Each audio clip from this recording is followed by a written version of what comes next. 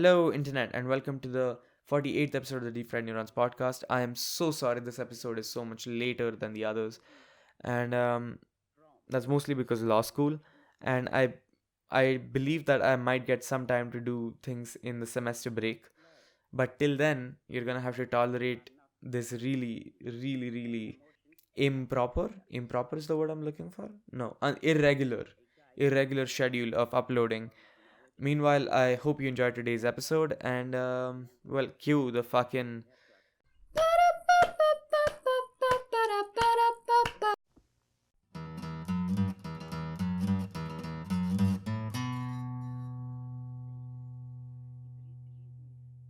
I think there's a little bit of static, but we're fine. So, I'm so sorry that I haven't been able to upload another episode for about 20 days now.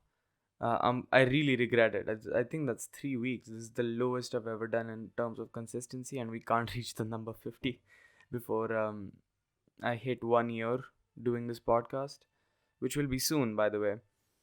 And I'm sorry, Paras. I literally was I literally did this only after I saw your comment.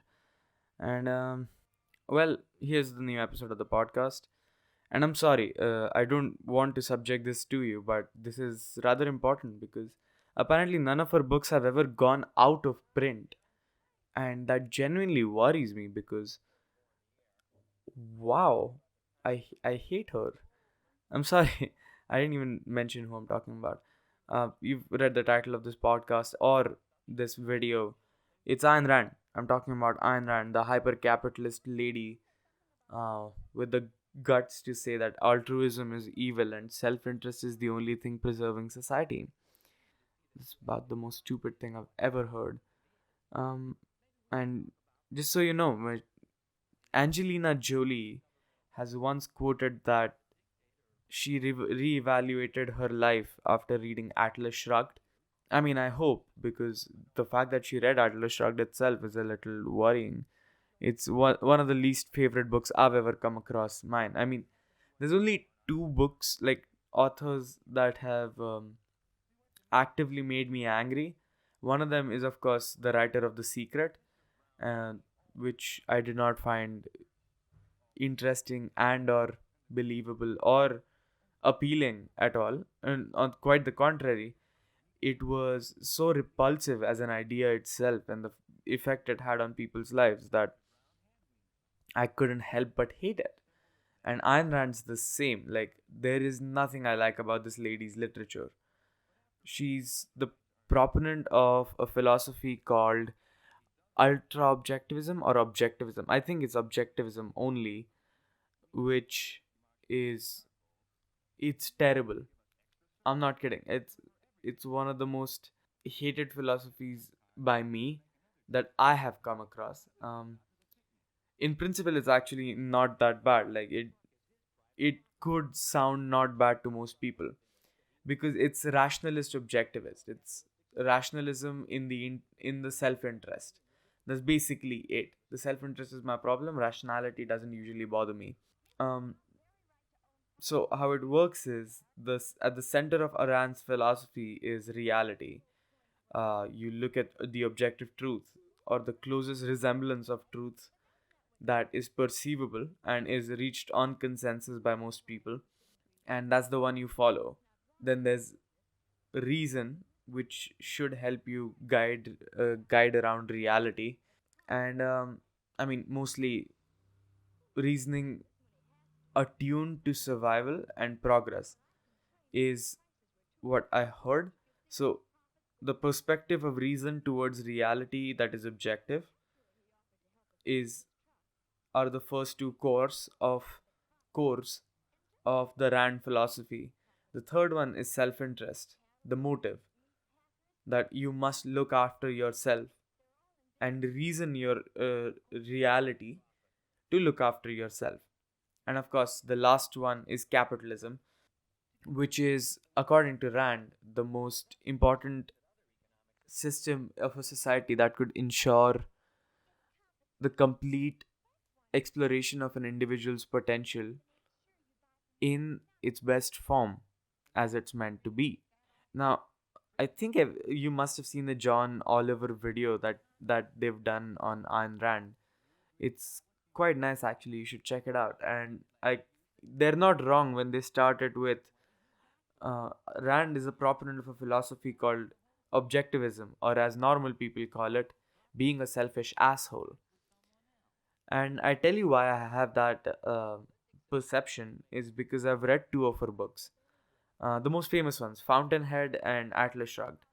I haven't read anything she's written before. I haven't read anything she's written after. But the impression that those books made on me is that this is not a person who gives a shit about anybody else, and that's not in a good way. She genuinely believes altruism is evil, and she genuinely believes that self interest is the only thing that's servable, and all actions in interest of self interest are negotiable. And that's some fucked up shit to me. I mean, at least when you're talking about society as a whole. Otherwise, I mean, maybe all acts are negotiable to yourself or in a vacuum. But anyway, so the first book I want to talk about is Fountainhead, the most infuriating one. It's a story of Howard Rourke, an ambitious architect who wants to build a bunch of buildings. I think the quote that he says is my work done my way. That's all I want. And of course, that doesn't work well with his clients because his clients don't think that his work done his way is the best way they want it. Especially given the fact that they're the ones paying for the fucking building. So he runs into poverty right after school, and he's working in his factory. And this is real, by the way. He follows this lady home he's infatuated with, and he rapes her. And after he rapes her, she gets infatuated with him because he took what he wanted anyway. And that's a genuine plot point in the fucking movie because after that, Howard Rourke starts rising to fame and success. And there's a huge political leverage game that's happening between the nerds and him. And this girl is playing her own games and she's really infatuated with the Rourke. And towards the end, there's some big project that he's supposed to get, which doesn't go according to his way. So he blows up the fucking building. And that's how the book ends, like with his trial. And I remember going, what a stupid fucking individual. Didn't he just throw a tantrum because he didn't get what he wanted? And is that what this book is advocating, that I should throw a tantrum for anything I don't get? And I'd like your thoughts on it. As your thoughts are welcome. If you think I've misinterpreted the novel in any way or missummarized it, go ahead if you've read Ayn Rand. If you haven't, my suggestion would be stay away from it. It made me really angry. But if you are curious, definitely read it. I mean, there's nothing wrong with reading some literature. It's only going to help you out. The second book, which Ayn Rand herself has declared is the magnum opus of her literature, which, well, it's more tolerable for sure. I'll give you that. Oh, fuck off. What is this dog doing? Sorry. Well, it's the best book she's written among the two books I've read. It's more tolerable for sure. It's about this guy, John Galt. So, John Galt has organized this strike which has collected all the most talented individuals and entrepreneurs and artists and anybody who really contributes big time to the society into one shelter where they're living under a mountain, and business in the United States is collapsing. And the more you see of this dystopian world, the talented people are losing hope in the government and they're joining Galt's um, movement. The other one is Tari Daggett. She's trying to keep the Colorado sector together. Colorado is the one I remember, but something happens and her business ventures all fail because the railway lines that were supposed to be private have been publicized by other governments, and eventually one of the inventions done by John Galt, which is a motor that runs on static electricity from the atmosphere. I'm not kidding. This is an actual fucking element in the story. He invents something that takes static electricity from the atmosphere and turns it into, what do you call it? Kinetic energy, which is, of course, a motor, an engine. And because he won't let people publicize it, the government collapses. And from the ashes of this government, Galt and Taggart and like minded people establish a new government based on the principles of objectivism. And that's literally the end of the novel. And this is the longest novel she's written. Not a lot happens in this novel, by the way. It is quite uneventful, but all of this together is a story that she thought was worth telling. And of course, the message here is that the society is run by these 10% of talented individuals who contribute really well to the economy, and they're the asset that this state is losing on. The most talented people in the in the country are the ones not being catered to, and the society will pay for it if they ever walk out of there. Now, let's be fair, one talented individual in history is all it takes for the entire humanities to move forward. And then another one comes, and another one comes. And it's true that our technological development only improves if one talented individual takes it up and they reach there first. But that's because, well, we're trying to progress as society. The guy who came before me, if he's going to hoard all the resources that he's ever invented, the technology, then his technology never gets improved on by somebody else in society.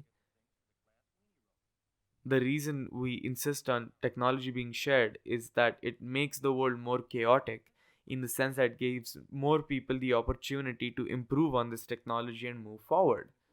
Ayn Rand apparently is not so smart to understand that. She believes that you identify talent, you isolate it, and you give it everything you can, so that that can carry the weight for everybody.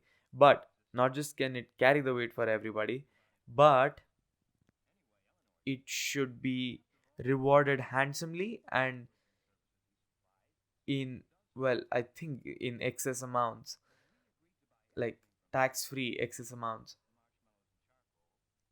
And I have genuine problems with that. She's got something called a disease of hyper-capitalism.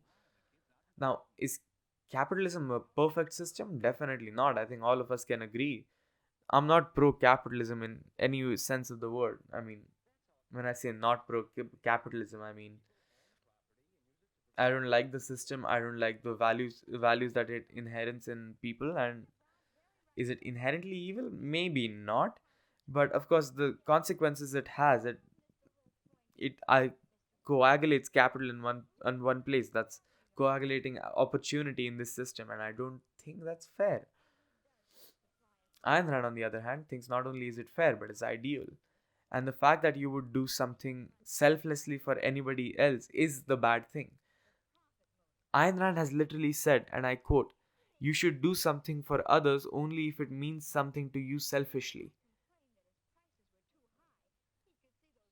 And I don't get that. Of course, everything that you do should be your own choice.